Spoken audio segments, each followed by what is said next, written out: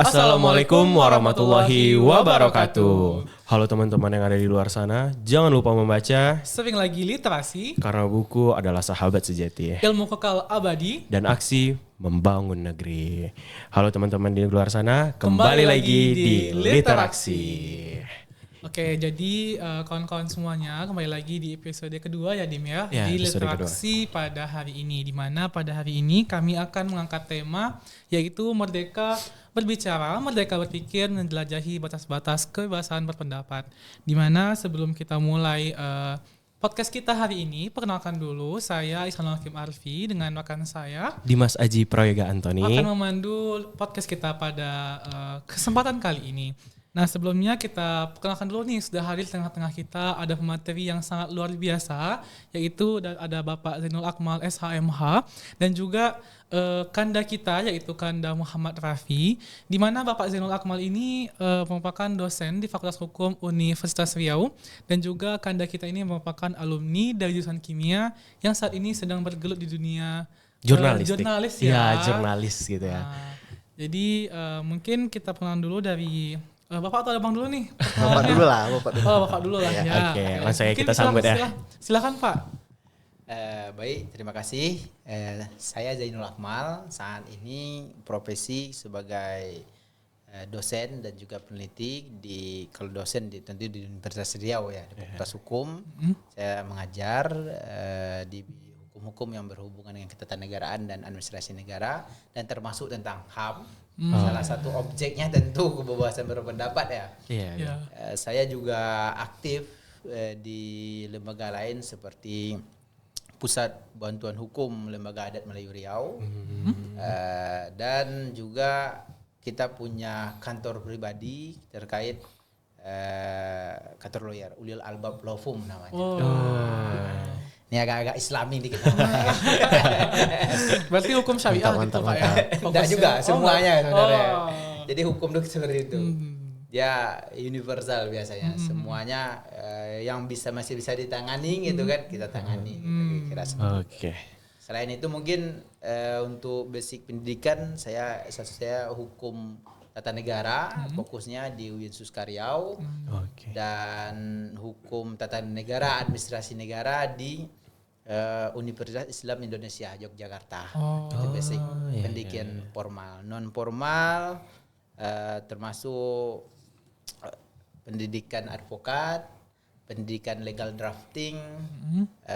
Dulu pernah juga ikut pendidikan agak-agak aktivis lah dikit kan. Ya, namanya Kalabahu kan gitu kan. Betul. Kalabahu karya latihan bantuan hukum yang diselenggarakan oleh Yayasan Lembaga Bantuan Hukum Indonesia. Waktu itu LBH Pekanbaru, LBH Medan dan Aceh. Sambil jalan-jalan menimba ilmu kan gitu. Iya betul ya. Mungkin itu sekilas saja dulu kan. Terima kasih. Oke, mungkin selanjutnya boleh kepada Kanda kita Muhammad Rafi. Oke, mungkin langsung saja. Perkenalkan, nama saya Raffi gitu ya. Mungkin panggil abang aja. Saya alumni jurusan kimia juga. Sama dari ada ini sama gitu ya. Sama ya kita ya. Kebetulan gitu. Satu Sekarang satu materi gitu kan kita. Kebetulan sekarang aktif di jurnalis gitu ya. Memang agak sedikit ini ya, sedikit melenceng ya dari jurusan kimia, tapi tidak masalah gitu kan. Justru ini dari jurnalistik ini sebenarnya mampu menyuarakan masalah-masalah masyarakat gitu. Disinilah wadahnya gitu.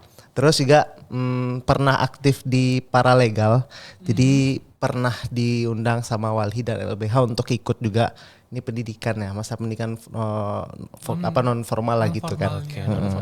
Terus juga sama kawan-kawan Kalistra mungkin ya, bentuk komunitas literasi dan sastra di Unri gitu. Sering juga kadang di kupu-kupu mungkin yang kawan-kawan yang melihat gitu kan. Yang ada teman buku, lapak buku dan sebagainya. Mungkin itu aja dulu. Oke, wah sangat bagus sekali ya. Ini ada Kanda Muhammad Rafi yang merupakan dia jurnalis dan ada juga Bapak Zainul Akmal yang merupakan dosen dari hukum. Oke, mungkin kita langsung saja ya ke pertanyaan ya. Ya, jadi gini nih Pak Bang tadi ya. Apa sih sebenarnya arti dari kebebasan berpendapat itu sendiri Pak Bang? Mungkin dimulai dari Bapak dulu mungkin silakan. Dari saya. Boleh dari mana aja sih sebenarnya. Kebebasan berpendapat itu kalau dilihat dari teori hak asasi manusia itu adalah salah satu hak yang bersifat mendasar pada diri kita. Buktinya kita itu bisa berpikir, lalu kita memiliki kemampuan untuk mengutarakan. Nah, berpendapat itu tidak selalu dalam bentuk suara, bisa juga dalam bentuk tulisan, bisa juga dalam bentuk gambar. Maka dalam konteks NKRI gitu kan, kemerdekaan kita bisa melihat bahwa baik sebelum merdeka ataupun setelah merdeka, itu orang-orang budayawan, seniman, itu kan jadi yang dikejar juga gitu kan, untuk menyuarakan pendapat. Apakah mereka orasi gitu? Enggak. Kalian itu enggak. Dia sebagiannya itu dia dalam bentuk puisi, dalam bentuk gambar kan. Oke. Nah, ada juga tentunya yang dalam bentuk berpendapat secara lisan, seperti orasi. Jadi kayak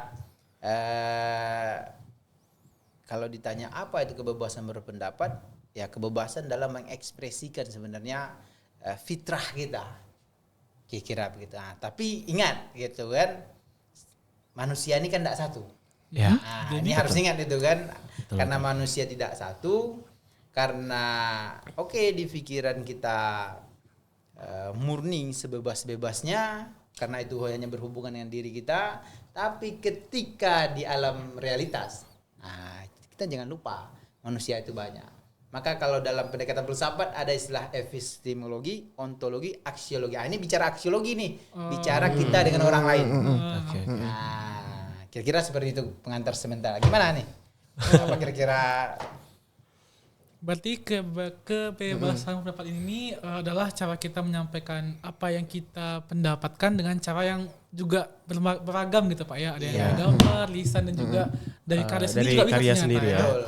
Kalau dari Abang sendiri gimana nih Bang? Iya. Apa itu kebebasan pendapat Bang? Menurut Mungkin sepakat sih dengan Bapak kita, Mbak Zainul gitu ya. Karena setiap manusia tuh pasti dia memiliki logika, akal pikiran gitu. Maka menurut Raffi pribadi, akal pikiran itu tidak bisa dibatasi gitu. Karena bagaimanapun manusia akan terus mencari gitu. Dulu bagaimana kita berburu meramu, kemudian juga bagaimana nanti berternak dan sebagainya. Artinya manusia terus berpikir, dan pemikiran itu tidak perlu untuk dibatasi gitu. Makanya kebebasan itu harus ada di setiap diri manusia gitu. Bebas bagaimana dia mengutarakan pikirannya, menuangkan pikirannya. Sebenarnya bukannya pikiran, tapi ekspresi. Bagaimana ekspresi dia sedih, marah dan sebagainya, itu bentuk kebebasan juga. Kebebasan berpendapat itu kebebasan berekspresi juga. Makanya diatur dalam undang-undang kan, kebebasan berekspresi, berpendapat dan sebagainya. Mungkin itu aja sih. Oke. Mungkin tadi dari Bang Muhammad Raffi setuju ya kalau bahwasannya kebebasan berpendapat itu merupakan sebuah kayak bagaimana cara kita untuk mengekspresikan, menyampaikan bukan dari suara saja, tapi bisa dari karya ataupun sebagai lainnya gitu ya. Nah, kan kita ini temanya tentang kayak maraknya nih larangan kebebasan berpendapat. Nah itu bagaimana sih pendapat Kanda, pendapat Abang Raffi dan pendapat Bapak gitu kan.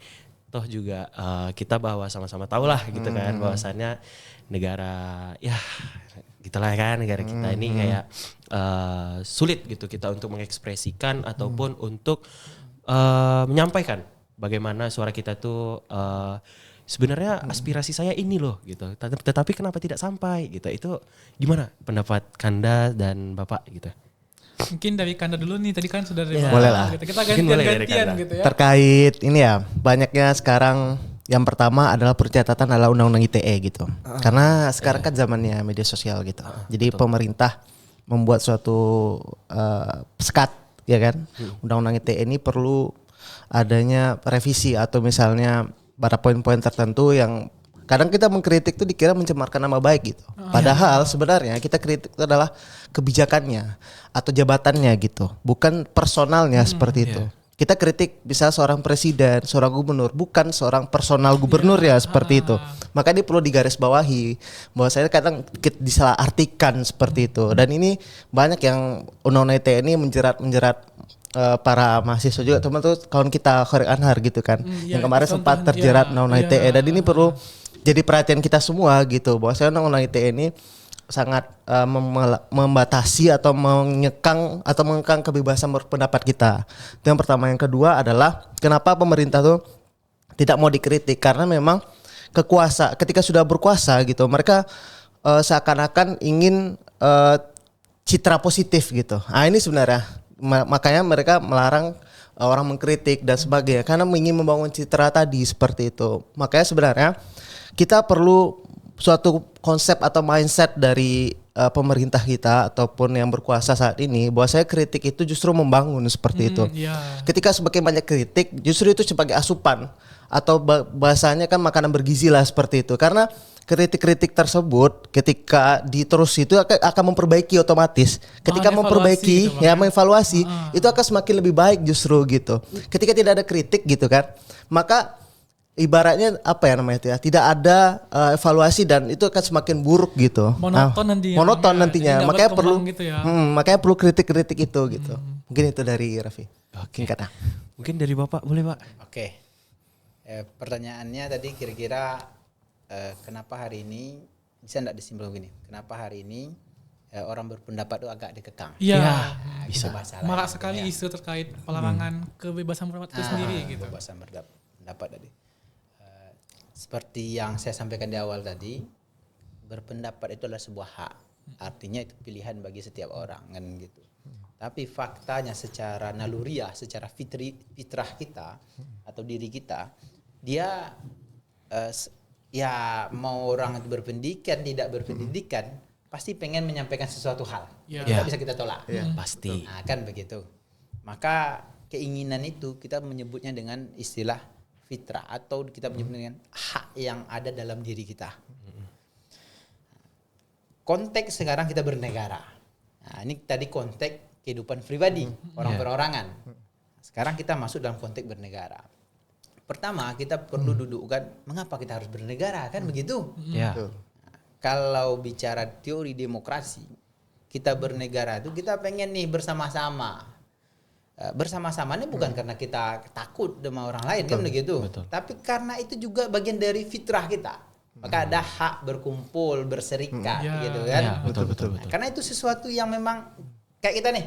Kenapa kita ngumpul? Ya karena kita pengen. Kalau enggak pengen pasti kita nolak dari awal. Misalnya, Bang, gimana Pak? Bisa enggak ini? Saya karena enggak, Pak. Enggak, saya bilang kan bisa saja. Tapi karena kecenderungan itu gitu kan. Kita berkumpul, kita bersama-sama. Maka konteks negara hadir itu karena kita sepakat untuk negara hadir.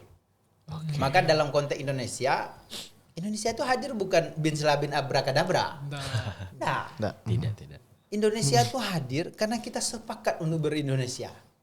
Maka ketika hari ini kayak di Riau kan lagi ribut-ribut nih menyuarakan pendapat tentang daerah istimewa. Ya, betul. Nah, ini lagi ribut-ribut nih. Ini sekali akhir-akhir ini. Luar biasa kan dari berbagai kalangan menyuarakan pendapat demikian gitu kan. Kenapa gitu? Ya karena itu hak dan negara harus memperhatikan itu. Kenapa dalam konteks berpendapat ini negara perlu hadir? Karena ketika kita serahkan hak kita kepada negara untuk mengurus kita, ini ingat ya, ketika kita serahkan untuk mengurus kita bukan untuk menyiksa kita. Ini harus hati juga. Bukan menyiksa, bukan mengekang, menangkap, bukan gitu. Tapi mengurusi maksudnya. Oleh sebab itu, ketika kita bernegara, kita serahkan nih negara gitu. Kenapa kita serah kepada negara? Agar tidak setiap orang punya standar masing-masing. Kita punya standar bersama. Nah, ini harus kita ingat nih. Kenapa? Maka oleh sebab itu kalau pendekatan hukum ada istilahnya perlindungan hukum. Apa buktinya perlindungan hukum? Dia harus memberi kepastian hukum. Apa itu kepastian hukum? Ada aturannya. Nah, makanya kalau di pemerintah itu ini nggak bisa kita melakukan ini, nggak bisa, nggak ada anggarannya. Untuk apa kita buat aturan? Itu bukan pola pikir prinsip negara hukum. Kalau negara hukum tidak begitu. Mau ada anggaran tidak untuk eksekusi, yang penting sekarang buat hukumnya dulu. Karena ketika hukumnya dibuat, baru boleh pemerintah bertindak.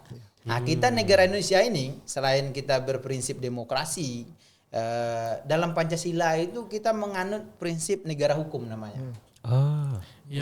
Artinya pemerintah baru boleh bertindak kalau ada hukumnya.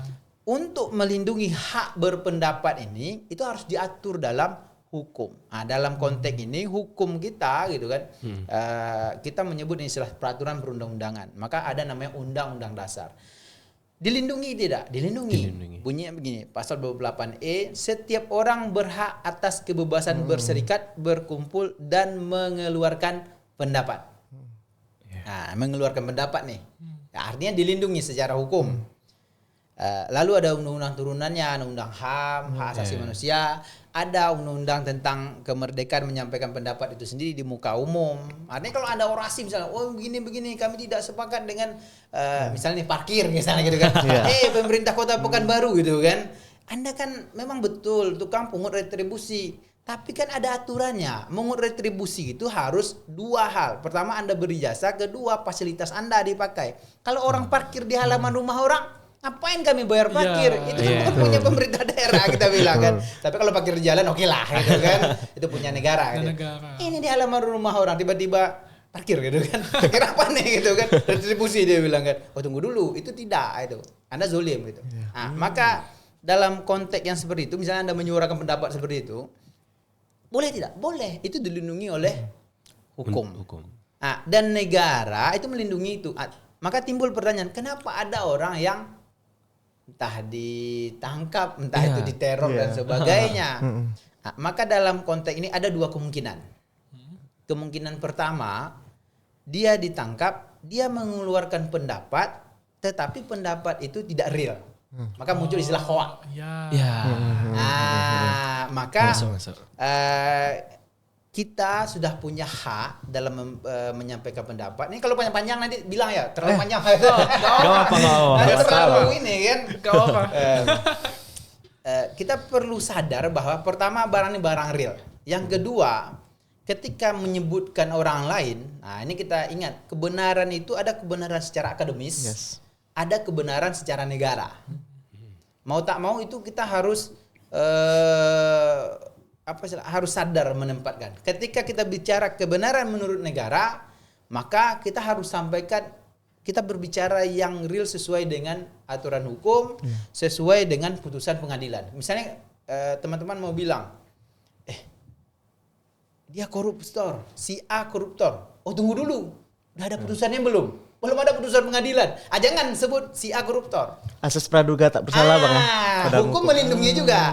Maka masih kita melindungi berarti Pak. Iya, karena dia belum diputuskan orang itu bersalah. Kita gimana caranya? Diduga. Justru itu ada yang namanya diduga. Gitu. Kata diduga itu adalah kata yang istimewa, kata yang melindungi kita secara hukum. Kita menggunakan kata diduga gitu. Maka kita perlu menggunakan inisial. Makanya selama ini kalau di berita itu inisial karena masih betul, dilindungi hukum betul. juga ya bahkan Pak ya. Diduga misalnya kan. Misalnya kita mau menyebutkan siapa, misalnya kan anggap aja Dullah misalnya kan. Nah, anggap aja Dullah nama orang. Diduga D koruptor atau melakukan korupsi dana APBD kah? Dana apalah misalnya gitu kan. Misalnya kayak wali kota yang sebelumnya diduga melakukan tindak pidana korupsi.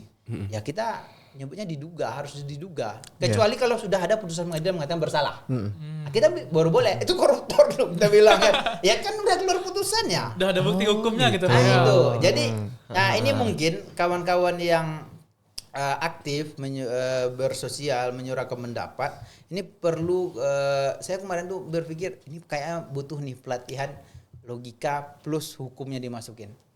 Jadi narasi juga bang ya? Iya. Perlu adanya narasi ya. Jadi kenapa timbul misalnya ditangkap? Kemungkinan ada secara teknis tadi itu tidak terpenuhi.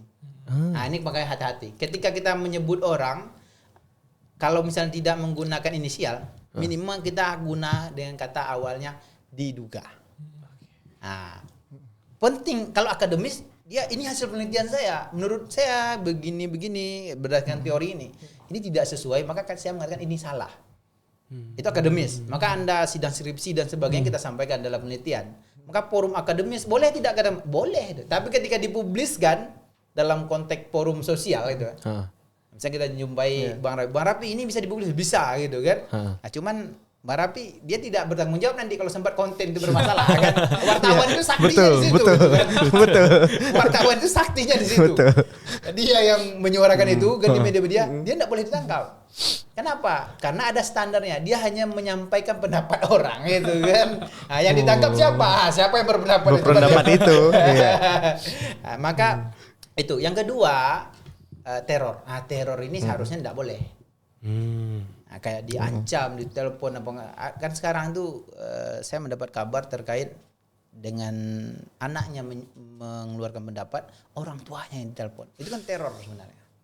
Iya banyak juga sih kayak gitu. Nah, Iya. ini tidak order record, tapi kita tidak sebut di mana tempatnya.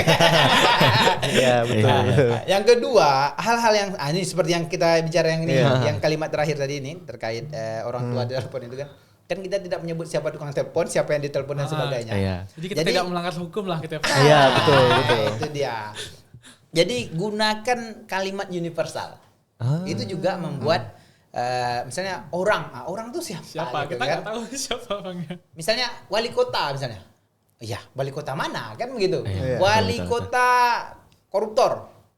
Ketika ada yang mau ngelapor loh. Emangnya Anda? Kok merasa gitu? Kalau merasa berarti betul. Kayaknya merasa nih gitu. Betul. Iya. Yang teror ini tidak boleh. Negara harusnya lindungi. Nah, ketika negara tidak melindungi, maka muncul istilah pelanggar HAM. Apalagi, jadi kalau melakukan saja itu pelanggar HAM, tidak melakukan tapi membiarkan, itu juga pelanggar HAM. Oke. Ketika dia tersistematis gitu kan, ini berat ini kita bilang ke pelanggar HAM berat. Maka pelanggar HAM itu tidak ada yang ringan. Yang ada pelanggar HAM atau pelanggar HAM berat. Gitu. Kategorinya. Tidak ada istilah, ini ringan, tidak ada gitu. Kalau udah pelanggar HAM ya. Udah pasti berat gitu. Udah ada ini. Cuman ini kategorinya masuk ke berat atau tidak. Gitu. Kalau negara kita, dia mengkategorikan nanti. Kalau genosida atau kejahatan kemanusiaan, nah itu masuk yang berat. Kalau selain itu, berarti kita menyebutnya pelanggar HAM aja. Pelanggar HAM aja ya kita. Oke. Misalnya polisi udah lapor, dia tidak bertindak terkait kasus ancaman dan teror dan sebagainya. Loh, ini ada apa? Wah, ini membiarkan. Apalagi kalau dia nampak dia proses ancaman dan misalnya Anda lagi demonstrasi tiba-tiba dipukul, apalagi polisi yang mukul gitu kan. Iya. Wah, jelas itu udah pelanggar HAM. Dia nengok aja gitu kan, tiba-tiba enggak tahu kan datang jin gitu kan dipukulnya gitu kan. Dia biarin itu gitu kan. Wah, itu pelanggar HAM. Pembiaran dalam konteks pembiaran. Jadi Pak, bahkan penegak hukum pun jika membiarkan pun juga berarti dia termasuk pelanggar hukum HAM juga berarti, Pak, ya? Betul. Oh gitu. Jadi tidak bertindak itu pelanggaran HAM bagi mereka karena mereka wajib bertindak. Tidak bertindak mereka itu adalah sebuah tindakan. Betul. Tindakan diam. Tindakan diam. Nah, itu dia. Kira-kira seperti itu.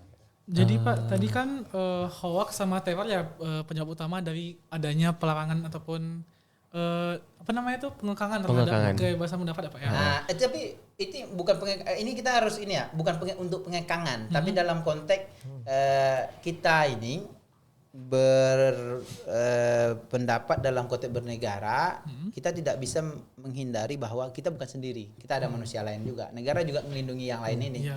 Maka karena negara melindungi itu, kalau disebut dikekang nggak tepat juga menurut saya. Jadi Pak, Tapi kalau sempat dikekang, ini ada apa gitu kan? Tiba-tiba Anda mau mengeluarkan pendapat itu bukan hoak, ini baru mau nih. Kalau baru mau kan berarti belum bisa diukur nih. Iya. Itu salah benar hoak atau enggak. Harus dengerin dulu. Iya. Ketika Anda mau mengeluarkan pendapat, tahu-tahu sudah di-cut dari awal. Kayak Anda mau demo nih, tiba-tiba dilarang. Allah, ada apa ini?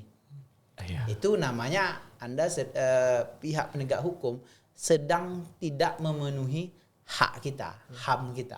Oh gitu. Jadi itu pengekangan tuh. Kalau kayak ngekang itu baru yang dikatakan enggak boleh kalau begitu. Negara melanggar HAM kalau begitu. Oh gitu. Jadi negara itu dia posisinya pertama kalau salah dia tegakkan hukum. Iya. Kan begitu. Yang kedua, kalau tidak salah dia enggak boleh menghentikan dan sebagainya. Maka dalam undang-undang menyampaikan pendapat di muka umum ini itu kan tidak disebutkan izin untuk mengeluarkan pendapat. Enggak ada kayak itu. Kita cuma lapor ke polisi itu, Pak Polisi. Ya kan syarat 3 kali 24 jam tuh. Kita masukkan surat. Kami ini nih 3 hari lagi mau melakukan demonstrasi nih di jalan ini. Ya udah, misalnya di mana? Depan kantor gubernur misalnya di bundaran itu. Ya udah kita masukkan surat, udah kita enggak butuh izin mereka. Karena mereka tidak memiliki kewenangan memberikan izin untuk menyampaikan pendapat. Mereka cuma diberitahu. Ketika kita hadir di situ, mereka bukan tukang pukul kita.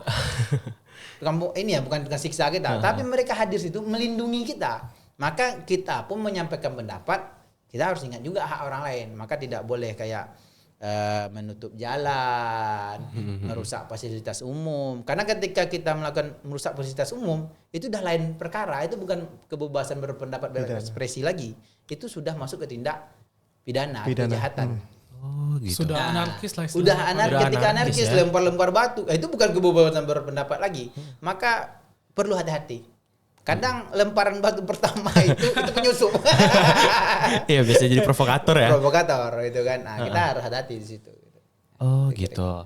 Jadi kayak bicara lagi nih kayak tentang waktu kita untuk menyampaikan pendapat. Jadi kayak polisi ini harusnya cuman masang bordir aja gitu kan. Kayak biar agar tidak anarkis gitu.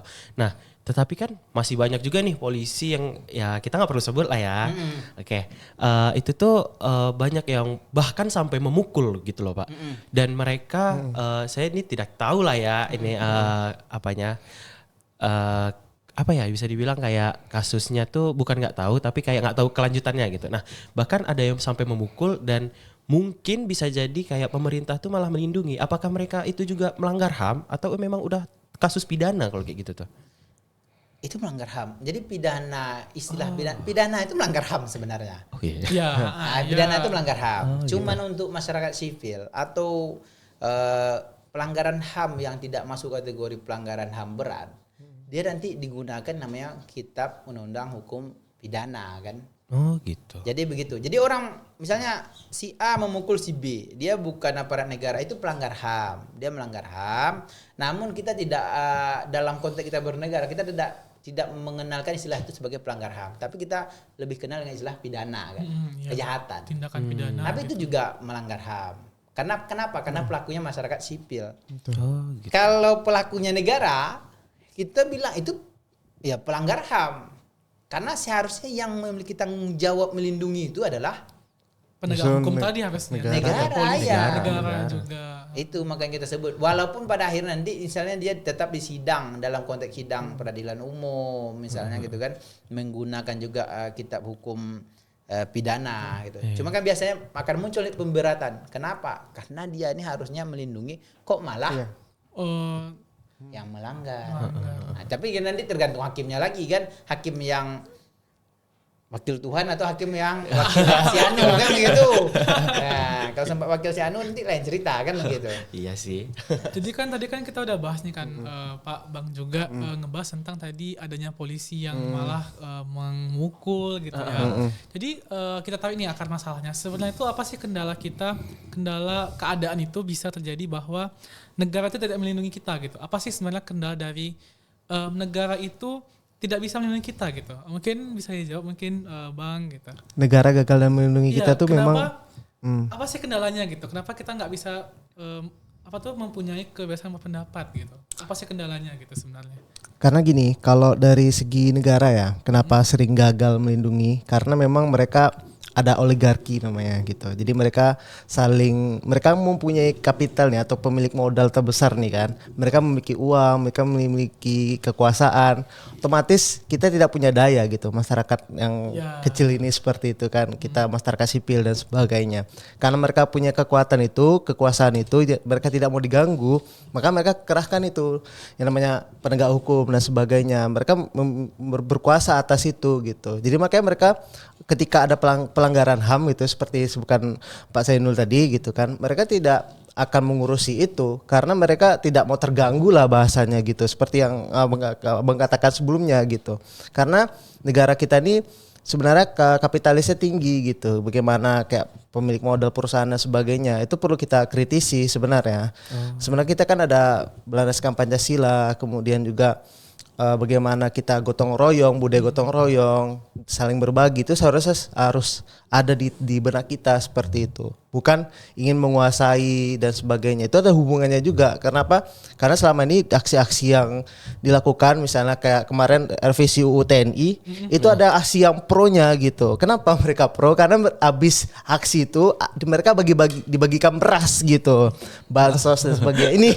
Ini yang perlu kita highlight gitu. Kenapa? Karena ada kalau sekarang tuh kalau dalam kebebasan berpendapat tuh ada namanya buzzer juga itu bahasa istilahnya. Kita perlu kenal itu juga.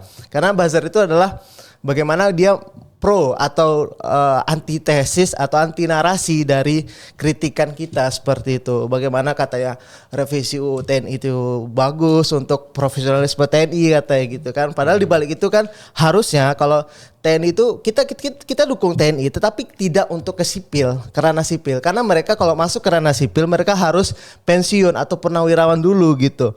Bukan aktif gitu. Mungkin itu sih. Berarti bisa dibilang kendalanya itu pertama adanya oligarki yang berkuasa tapi tidak berpihak pada rakyat. Iya, betul. Yang kedua tadi juga dibilang adanya buzzer gitu. Iya. Oke, berarti kalau begitu Pak dan Bang juga, gimana cara kita bisa menciptakan ruangan terbuka yang aman untuk kita menyampaikan Berdiskusi pendapat kita gitu? Gimana cara kita untuk bisa memiliki ruangan yang bisa kita sampaikan pendapat kita dengan merdeka gitu, sesuai dengan tema kita pada hari ini. Mungkin Bapak silahkan menjawab dulu gitu. Mereka dulu. Iya, saling gantian. Jadi pertama problemnya itu kenapa tidak dilindungi? Ada proses. Saya melihatnya kalau dari diri sendiri mungkin sebagian bisa jadi besar gitu para penegak ini atau aparat ini itu tamak. Gitu. Artinya dia tidak bisa mengelola nafsunya, ingin lebih kan itu kan. Kalau udah jadi polisi Anda, udah tahu Anda gaji Anda berapa, maka hiduplah dengan gaji gitu. Jangan ngutang-ngutang banyak kan gitu kan. Nanti habis gaji Anda kan gitu. Ini untuk polisi gitu Pak ya? Ini misalnya kalau jadi polisi gitu kan udah tahu standar gaji itu jadi hakim, jadi jaksa dan Hedonisme sebagainya. ya Bang? Iya itu kan. Itu harus dikurangi gitu. Jadi hedonisme itu ya. enggak bisa ada. Harusnya dia masuk torikoh itu, masuk bersuluk dia istilah bersikir menenangkan nafsu kan gitu kan.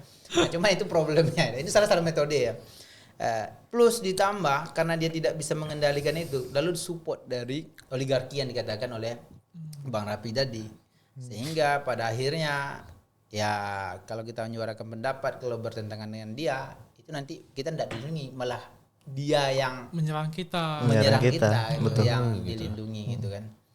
Lalu bagaimana solusinya agar kita bisa aman nih berpendapat nih? Mau tak mau solusinya kita memang harus lebih berhati-hati. Berhati-hati dalam artian seperti yang saya bilang tadi. Kan ada trik-triknya. Iya. Kayak misalnya kita pertama harus betul-betul riset tentang suatu hal itu. Sebagaimana seorang, kalau kayak Marapin saya yakin nih, walaupun penelitiannya mungkin tidak banyak kita jumpai, tapi tulisan yang dia terbitkan banyak. Karena kenapa? Ya itu neliti juga, cuman beda tidak disebut sebagai penelitian kan gitu. Dia investigasi, ngumpulkan informasi, dia olah jadi data. Kan naik dia jadi berita kan gitu. Oke, iya. Nah kita juga harus seperti itu. Kalau tidak nanti kita yang perlu dihati-hati pertama kan jangan sempat berita bohong kita suarakan. Nah pertama gimana biar aman nih? Pertama kita harus memastikan bahwa apa yang kita sampaikan itu bukan berita bohong. Yang kedua apabila berhubungan dengan orang tertentu atau dengan instansi tertentu, kita menggunakan istilah atau praduga tak bersalah asasnya namanya. Maka muncul kata diduga. Ya. Oh itu ya tadi istilah kata Itu diduga tadi ya. Iya diduga. Yang ketiga kita perlu membiasakan, walaupun sebenarnya tembakannya udah pas nih siapa yang mau kita tuju, tapi biasakan kalimat-kalimat umum. Maka ketika Sukatani, grup band yang sangat menarik menurut saya kan, saya ideologi funk tuh menurut saya seperti itu gitu kan. Dia harus menyuarakan bukan penampilannya yang ini, tapi suaranya mana boy gitu kira-kira gitu kan. Nah, suaranya. Ketika dia bilang jumpa polisi bayar, jumpa polisi ya. Ketika misalnya Kepolisian Republik Indonesia mau mempidanakan, tunggu dulu. Emangnya dia bilang Polri? Kan enggak, dia bilang polisi. Polisi itu bisa jadi polisi di mana-mana sana kan begitu kan. Nah, bisa juga ada sekarang ini kan banyak polisi-polisian ada juga kan gitu kan. Polisi gadungan Gitu kan. Nah, ketika mau dipidana tunggu dulu. Emangnya Anda kepedean kayak ini jangan-jangan pelaku ya gitu kan. banget. Gitu kan. Maka kalimat-kalimat umum yang perlu kita sebutkan. Yang kedua, yang pertama data, yang kedua gunakan asas praduga tak bersalah, yang ketiga kita perlu menggunakan itu. Nah, setelah itu nanti ekspresinya. Nah, kita menggunakan ekspresi di mana. Kalau menurut saya semuanya aman gitu. Mau yang sifatnya di jalan. Kalau di jalan ingat, jangan hentikan orang berjalan. Biarkan orang berjalan, biar dia tengok spanduk kita itu kan begitu. Demo sampaikanlah pendapat itu. Jadi jangan sampai kehilangan substansi. Maka kalau kita lihat Eropa tuh akhir-akhir ini kan demonstrasi orang tuh, kadang orang tuh tidak ngomong, dia cuma menunjukkan poster. Dan orang tetap berlalu lelang. Nah, seperti aksi Kamisan, saya tertarik. Dia aksinya itu bukan nyetopin orang di jalan, bukan membuat orang susah. Tapi dengan seperti itu, orang kan lihat, lewat apa nih? Tengoknya, ternyata ada pelanggaran HAM gitu kan kira gitu. Sampai kampanye kita. Maka kayak gini nih, kita bisa menggunakan kayak model podcast. Kita bisa menggunakan seni. Kalau kemarin tuh yang saya kirim terakhir Bang Rapi terkait Palestina, itu kan kawan mengadakan diskusi, plus di situ ada baca puisi, kan menarik. Menyampaikan pendapat tidak harus orasi kepanjangan terus kan, bosan juga orang lihat kita gitu kan. Kita perlu inovasi. Perlu inovasi. Perlu Maka inovasi kan, memang. kawan-kawan seni, kalau kayak kimia mungkin bisa juga menggunakan apa hal yang menarik di kimia dimunculkan itu kan dari sisi keilmuannya, entah eksperimen apa yang dimunculkan gitu kan. Nanti ya berarah ke teater misalnya kayak asap dan sebagainya gitu kan, menandakan bahwa wah ini alarm nih, bahaya asap udah berpotensi banget nih gitu kan. Itu kayaknya perusahaan sana dan tanda tangan kontrak tuh. Kayaknya dia bakal bakar-bakar misalnya gitu kan. Tapi bukan bakar ayam, bakar ikan gitu kan. Bakar lahan gitu kan. Jadi gimana caranya kita biar aman? Pertama tadi kita memang harus serius, harus riset, tidak asal asbun lah, tidak asal ngomong. Yang kedua kita harus sadar hukum dalam konteks nggak perlu sadar hafal semua aturan, enggak gitu. Kita tahu kalau orang lain punya hak, maka kita juga menjaga hak orang lain. Maka muncul asas praduga. Kita gunakan kata diduga. Yang ketiga, untuk lebih aman kita menggunakan hal-hal yang bersifat universal atau inisial. Nah, kira-kira begitu. Jadi kita memang nggak bisa asal bunyi ya dalam untuk menyampaikan pendapat ataupun apa agar aman. Nah, menurut dari abang lah nih Abang Raffi, keamanan sebagai mahasiswa kita, sebagai mahasiswa. Nah, keamanan kita dalam menyampaikan aspirasi itu kira-kira bagaimana gitu, Bang? Apakah kita nih kayak udah menyampaikan aspirasi tapi tidak didengar? Atau bahkan mereka mendengar tapi acuh tak acuh gitu. Nah, mungkin gimana gitu, Bang? Kalau yang mau lakuin sendiri ya, waktu mahasiswa ini berkaca pada pengalaman sendiri lah ya. Yang pertama adalah kami melakukan aksi of the box gitu. Ya itulah intinya gitu ya. Jadi yang pertama terkait Bangun Sakti misalnya gitu kan, tidak didengarkan. Gimana caranya kami membuat misalnya aksi panggung jalanan di situ. Jadi kami undang masyarakat di sana untuk ikut yang menyumbangkan nyanyinya atau puisinya dan sebagainya. Itu tuh waktu itu Bang masih jelek gitu. Waktu masih berkubang dan sebagainya gitu.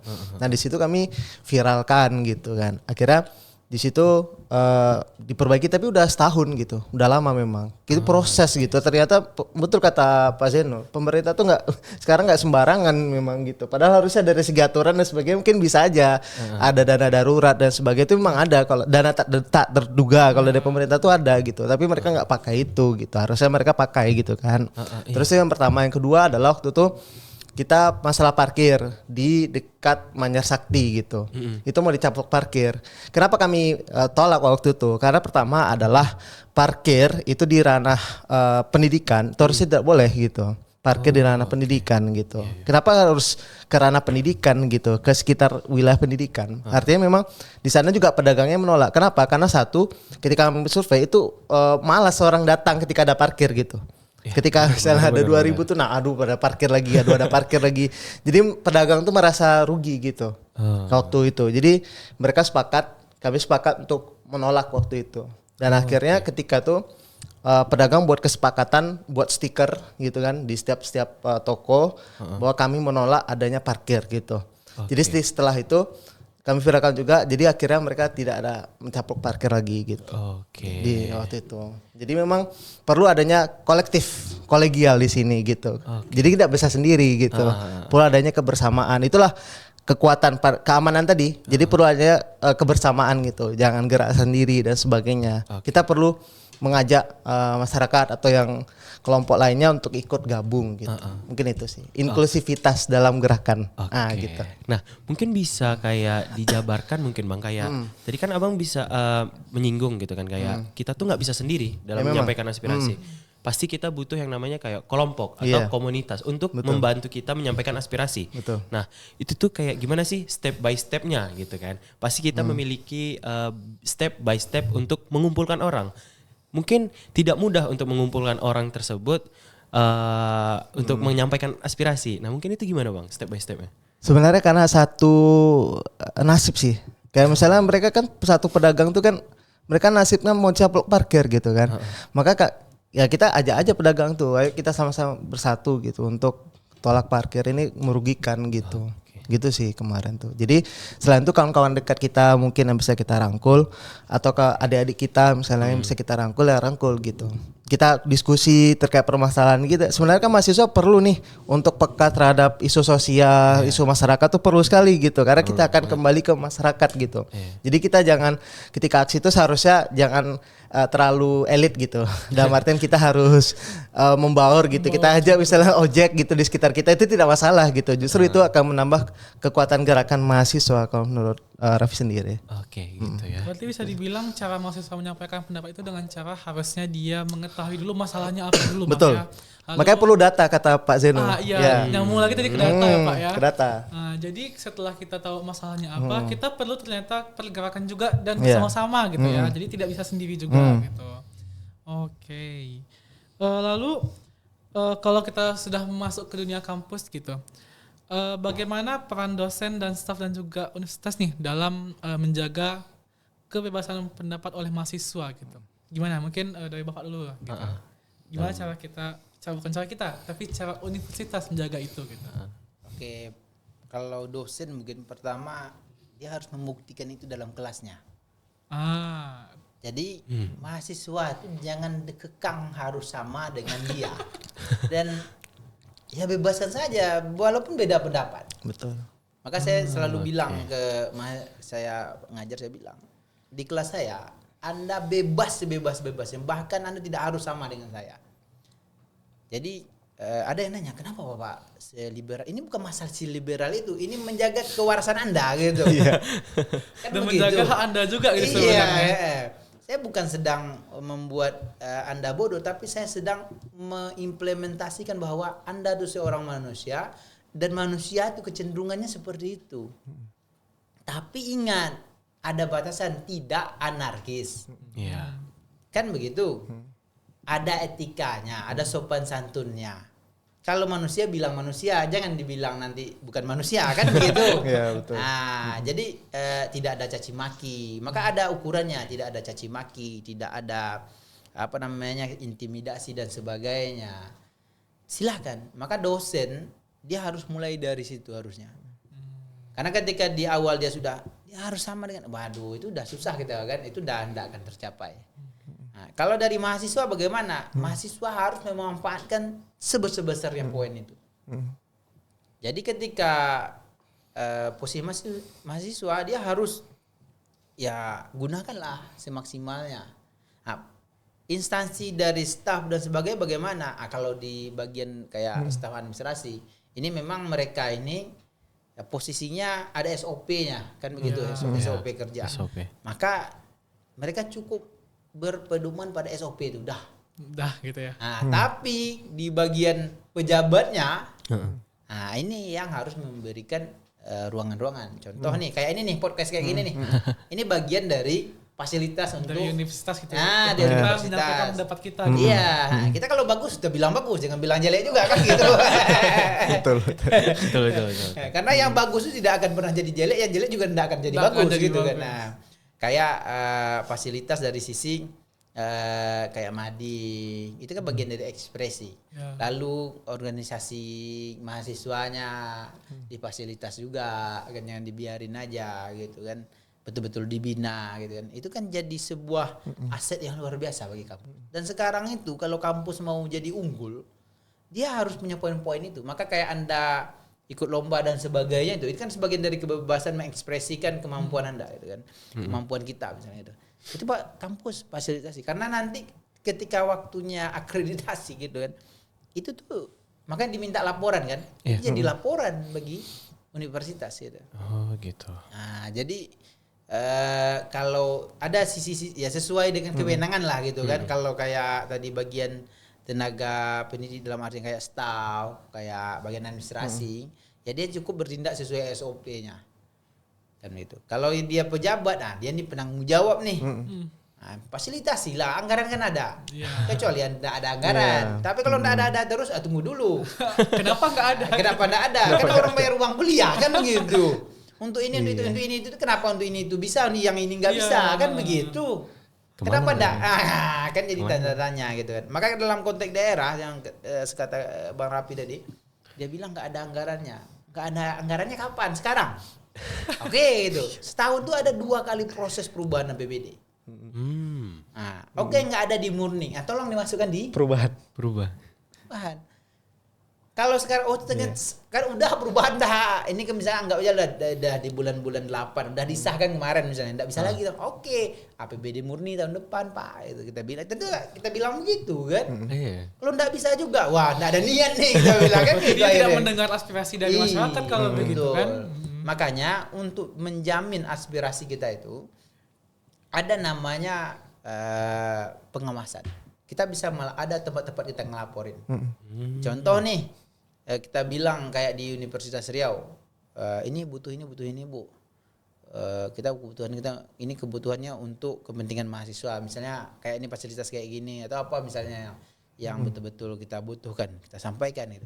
Kalau enggak juga, maka ada tempat kita untuk menyuarakan itu. Misalnya kita sampaikan, coba lihat kewenangan senat universitas ini apa gitu. Kita sampaikan. Karena ada rapat antara senat dengan Universitas kita. dengan rektor gitu kan. Rektor kan nanti kan dia harus yang milih rektor secara politik kan senat. Ya, betul. atas hasil senat. Iya. Lalu nanti apalagi upaya yang bisa kita lakukan? Kita lapor ke atasannya. Ini udah sekian lama kami udah perjuangin, enggak dia. Atasannya siapa? Tentu kementerian, Pak. Berarti kalau kayak ya memang harus begitu. Kalau misalnya penyampaian kita masukkan surat nih mau audiensi dengan pihak rektorat itu, enggak mau. Kita lapor kemana?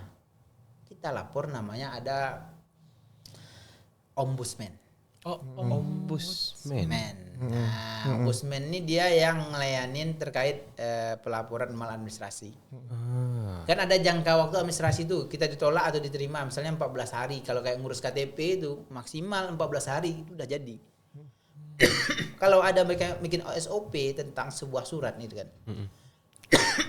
Ya sesuai dengan SOP itu, tapi enggak boleh lebih dari 14 hari itu. Gitu. Maka ada SOP. SOP itu bagian dari peraturan yang mengikat sesuai dengan instansinya gitu. Jadi itu tuh kita harus perhatikan kayak itu. Itu namanya pengawasan kan. Kalau misalnya di pemerintah daerah kita ke dinas apa gitu kan. Nah, kalau bukan bupatinya, bukan wali kotanya atau bukan gubernurnya, kita ngelaporinnya ke inspektorat. Ke bupatinya langsung ke DPR. Gitu. Tapi kalau bupatinya berulah gitu kan, kita lapornya kemana itu ngawasin dia ke DPR. Ya. Gitu. Nah lihat lagi apanya berulah. Nah, kalau administrasinya ya ombudsman tadi gitu. Jadi tempat-tempat ngelaporin. Sama kayak polisi. Polisi kita udah lapor nih nggak ada tindakan. Kemana kita lapor? Ada juga tempat lapornya. Propos, Irwasda, Kompolnas. Wah ini batu ulang. Ini Pak. Boleh. Boleh. Nah, begitu kira-kira. Jadi untuk menjamin itu kita harus sadar juga dengan proses ketatanegaraan kita, proses pemerintah kita. Kalau dari Abang sendiri gimana nih Bang? Gimana cara universitas itu dapat menjamin kebebasan mahasiswa dalam berpendapat gitu bang. Kalau dari abang sendiri gitu. Kalau dari lingkungan mahasiswa pun ada check and balance gitu. Kekuasaan tuh harus dibagi gitu. Ya, Mbak, trias politika gitu kan. Di mahasiswa sendiri kita bahas di mahasiswa sendiri ya. Karena ada DPM, BEM dan sebagainya. Sampai ke hima gitu. Nah, itu perlu ada pembagian tugas gitu. Bagaimana nanti kita dari mahasiswa meminta kepada dekanat untuk mengadakan hearing gitu. Di sinilah kita fungsi dari mahasiswa dan juga dekanat itu sendiri ada keseimbangan gitu. Maksudnya dalam artian mahasiswa meminta hak, membayar kewajibannya dan meminta haknya gitu, seperti itu. Maka itu fungsi salah satunya kita gitu dalam agent of change, agent of control dari misalnya kayak penguasaan anggaran gitu kan. Anggaran universitas, fakultas itu perlu kita awasi juga gitu. Gimana jalan sekarang kan udah bagus sekarang kan. Itu salah satu penggunaan anggaran yang maksimal gitu. Tapi kita lihat lagi apakah fasilitas kita di fakultas itu atau jurusan sudah memadai gitu. Misalnya kayak infokus dan sebagainya, kita perlu kritis gitu kan. Karena kita bayar gitu kan, kewajiban kita ada terus gitu kan. Maka kita harus minta hak kita gitu. Sesimpel itu sih. Tapi kalau misalnya tidak didengar gitu kan. Kayak betul kata Abang tadi, ada pengawas gitu. Itu fungsinya kita mengetahui itu ada check and balance tadi gitu. Mungkin itu sih. Berarti pada intinya universitas harus membuka ruang untuk mahasiswa menyampaikan pendapatnya begitu Pak ya. Betul. Ya. Oke, mungkin terakhir mungkin ya. Ya, ini last pertanyaan ini. Mungkin dari pandangan kedua belah pihak lah, dari Bapak ataupun dari Abang. Nah, bagaimana sih caranya kita tuh agar tidak terlalu tidak menyalahgunakan tentang kebebasan berpendapat ini gitu loh. Kayak bagaimana cara kita menggunakan yang baik dalam kebebasan berpendapat ini, dan bagaimana sih cara kita kayak agar tidak menyalahgunakan kebebasan berpendapat ini gitu. Tidak melanggar etika juga. Tidak melanggar etika juga gitu kan. Menyampaikan pendapat gitu kan. Rasanya kan nggak etis juga kan kalau masalahnya kita nih kayak kita udah dikasih hak nih, kita udah dikasih hak untuk berbicara gitu kan. Tapi kita tuh kayak mentang-mentang kita punya hak, kita semena-mena gitu. Itu Gimana caranya untuk tidak semena-mena tadi gitu kan gitu. ya. Itu gimana menurut? Dari siapa dulu nih? Dari siapa dulu deh? Boleh lah. Dari Raffi dulu lah, boleh lah. Terkait menyalahgunakan ya. Yang pertama adalah kita harus perbaiki narasi kita kepada publik gitu. Kalau dari Abang sendiri kebiasaan di jurnalis gitu kan, mau narasi misalnya itu harus kata-kata kasar misalnya, itu harus dicoba difilter lagi seperti itu. Kita mengkritik ya memang mengkritik betul-betul membangun gitu. Dalam artinya bukan kita menghujat ataupun misalnya kayak menghina seperti itu. Itu perbedaan gitu. Menghina personal misalnya. Kayak fisik lah gitu. Kalau bisa jangan sampai menghindari gitu. Menghina orang secara fisik itu hindari, karena itu perdebatan kusir gitu, tidak substansi gitu. Itu yang pertama. Dan yang kedua, penyalahgunaan itu tadi adalah kita jangan sampai ketika kita punya kalau punya media dan sebagainya atau kenalan dengan punya Instagram dan sebagainya, jangan sampai, atau followers ya, jangan sampai kita menyebar hoax gitu kan. Itu kata Pak Zainul tadi. Hoax itu harus kita perangi juga. Kenapa? Karena itu adalah provokasi. Itu bukan kritik tapi lebih ke provokasi gitu. Kalaupun mau mengkritik gitu kan, jangan sampai gunakan kata-kata yang tadi, kata-kata kasar ataupun yang kan kalau bisa hoax itu kan kata-katanya wah gitu, kayak orang tuh tergugat untuk komen gitu. Padahal sebenarnya kita lihat dulu betul nggak substansi kritik yang diapakannya gitu. Memang ketika selalu mengkritik tuh, ketika buat narasi itu dicek ulang apakah betul tujuan kita gitu. Misalnya tentang parkir, kita lihat apakah betul-betul fungsi retribusi gitu. Kita harus cek dulu, kita perbanyaklah pengetahuan dengan membaca dan sebagainya. Karena dengan membaca itulah pengetahuan kita, wawasan kita meningkat. Otomatis ketika kita mengkritik, kita juga punya argumentasi yang logis dan sesuai yang logika lah gitu. Jadi ketika digugat atau dituntut, kita punya bukti, kita punya data, kita punya argumentasi yang jelas gitu. Gitu tuh sih. Sehingga tidak menyalahi etika tadi berpendapat. Gitu ya. Oke, kalau dari Bapak sendiri gimana Pak? Lebih kurang sama mungkin ya. Pada intinya untuk tidak semena-mena, karena perlu dihati-hatikan juga. Kalau ketika dia semena-mena, itu potensinya bagi pelaku ini adalah ya dihukum gitu. Karena misalnya semena-mena nih contohnya saya kayak hoax. kayak menghina, kayak mencaci maki. Nah, pada akhirnya nanti kan pasti orang akan ngelaporin dia pencemaran nama baik. Ya, kena ke Kan ITE lagi nanti. Iya, ITE arahnya lagi. ke situ. Maka perlu berhati-hati gitu kan. Ketika semena-mena, akibatnya adalah dia berpotensi jadi entah terpidana nanti, tersangka atau terdakwa gitu kan. Itu berpotensi. Maka untuk menghindari itu, mau tidak mau, pertama harus mulai dari diri sendiri kan. Kita perlu mengupgrade pengetahuan kita. Bagaimana itu yang dibilang tadi, metodologi untuk sampai kepada hal yang benar itu kita harus bisa gitu. Kalau enggak nanti itu yang berbahaya itu ternyata hoa kan.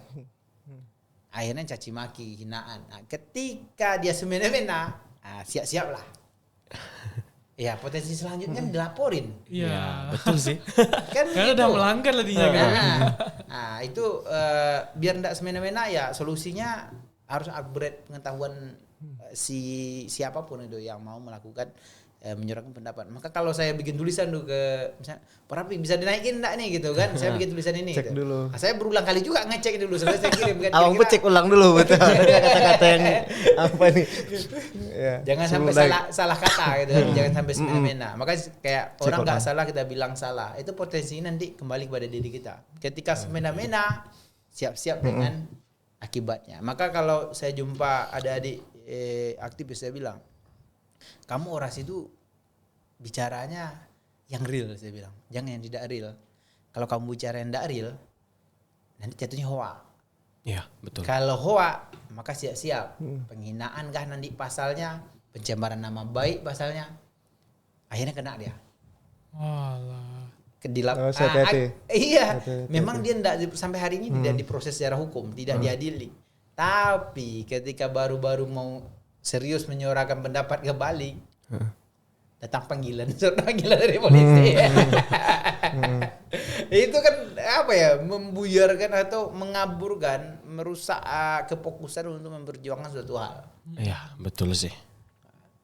Diperiksa dan sebagainya. Nah, yang paling buruk itu digantung gitu kan, kayak gitu. Ketika dia nanti mau aktif, panggil. Mau aktif, Panggil Panggil. gitu. Serba salah berarti. serba salah akibatnya nanti. Jadi maka di posisi yang seperti itu, pertama agar tidak semena-mena, agar tidak salah langkah, maka serius gitu. Jangan sembarang. Kalau enggak tahu lebih baik diam. Diam aja. Iya, Diam aja. betul gitu. sih. Betul. Kalau nggak tahu diam, gitu kan. Nah, kalau udah tahu betul-betul nih, nah kalau memang ada waktu betul-betul cari tahu, pastikan verifikasi. Maka kayak sekarang saya lagi neliti nih, lalu ada yang bilang, itu ngapain tuh yang ngawas itu nggak jalan? Dia bilang dia dapat proyek dari situ, makanya dia serius ngawasin kata dia kan. Oh, gitu. Nah, itu kan jadi informasi bagi saya. Informasi di tingkat mungkin ini masih sekunder atau bisa oke lah dia bagian dari melihat pelaku sejarah atau saksi langsung gitu kan. Tapi saya harus pastikan verifikasi gitu. Maka ada namanya verifikasi. Oh. Nah, setelah diverifikasi harusnya baru jadi data. Iya. Nah, inilah data kami. Nah, tapi sekarang saya gimana nih? Saya enggak berani nulis gitu. Kecuali saya verifikasi. Kalau saya tulis saya harus bilang secara ini informan nih. Artinya saya sebut nama dia kayak wartawan kan posisi seperti itu ya. Makanya kalau ada salah-salah nulis wartawan nggak salah, yang salah siapa yang menyampaikan. Siapa yang menyampaikan? Itu, gitu. Iya. Kekuatan off. Kami nggak berani mengubah satu sedikit kata pun sebenarnya. Cuma kalau memperbaiki oke, gitu. gitu Tapi kan. kalau mengubah isi substansi nggak ya. bisa. Karena nanti tanggung jawab itu ada di ya yang siapa Membuat. yang ngomong, siapa ini nanti gitu. Nah, itu yang kira-kira gitu. Jadi Oke. begitu. Triknya agar tidak semena-mena, memang penegak hukum harus serius. Oke. Ada rendahan. Maka siap-siap lah gitu. Maka saya bilang siap-siap untuk dilaporin, siap-siap untuk diperiksa. Maka proses di penegak hukum ini harus serius di proses ini. Nah, Oke. yang buruk itu kan ancaman terhadap penegakan hukum. Orang tidak salah tapi diancam. Iya. Jadi Salah. penegakan hukum yang buruk itu adalah menggunakan hukum untuk mengancam orang lain. Nah, itu paling buruk itu. Kalau dia nggak tegakkan aja, oke lah. Ini enggak dia gunakan Gunakannya hukum gitu. untuk mencekal orang lain, untuk yang tadi ngekang itu enggak boleh itu. bisa dibilang menggunakan hukum untuk melanggar hukum itu sendiri Ah, gitu kan. itu kira-kira. Itu tidak Betul. bisa gitu Boleh, ya. harusnya begitu. Cuman faktanya itu lain cerita gitu kan. Oke. Oke teman-teman, mungkin itu adalah Pembahasan terakhir kita ya. pembahasan terakhir kita gitu. Nah mungkin teman-teman yang ada di luar sana, terima kasih telah menyaksikan podcast episode kali ini yang membahas tentang maraknya Pelarangan terkait pelarangan terkait. gitu. Oke. Dan Nah, juga terima kasih sebelumnya kepada pemateri kita yang luar biasa pada hari ini ya. Iya, Dari Pak Zainul, luar biasa kali. Juga Bang Rafi gitu. Sehingga kita dapat informasi dan ilmu yang baru ya. wawasan yang juga Wawasan yang semakin juga- luas kita punya dari informasi dari sana Oke. langsung kita hari ini. Nah, mungkin terima kasih yang sudah mendengarkan dan memahami. Nah, mungkin teman-teman yang di luar sana, jangan lupa kita itu memiliki hak yang namanya hak bicara. Nah, jadi walaupun kita memiliki hak, kita juga harus melindungi hak orang lain. Jadi kita tidak bisa memakai hak itu semena-mena kita. Nah, mungkin itu saja yang bisa kita sampaikan pada podcast kali ini. Mungkin di next episode kali ya. Coming soon ya. Coming soon lagi. Kita akan membahas tentang isu-isu yang lebih menarik lagi, lebih bagus lagi, lebih gacor lagi. Bukan berarti ini nggak gacor ya. Oke. Mungkin cukup sekian literaksi pada kesempatan kali ini. Dan ya wassalamualaikum Warahmatullahi wabarakatuh.